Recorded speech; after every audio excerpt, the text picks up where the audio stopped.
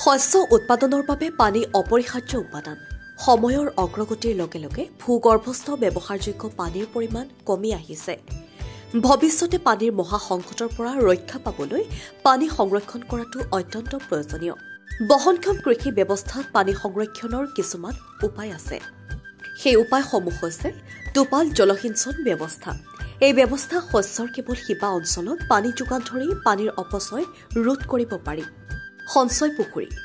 বাৰিষা কালত বাগৰি যোৱা বৰষুণৰ অতিৰিক্ত পানীভাগ খাল, পুখুৰী আদিত সঞ্চয়ৰ ব্যৱস্থা কৰি খৰালি কালত ব্যৱহাৰ কৰিব পাৰি। বতৰৰ আগজাননী অনুসৰি জলসিঞ্চন কৰা।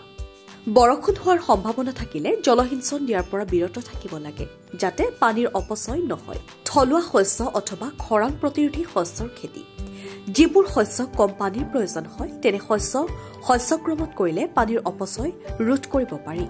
অধিক তথ্যৰ বাবে অভিজ্ঞ কৃষকৰ পৰা পৰামৰ্শ লবলৈ নাপাহৰিব। নিউজ ডেস্ক ৰিপৰ্ট, অংকুৰিত অসম।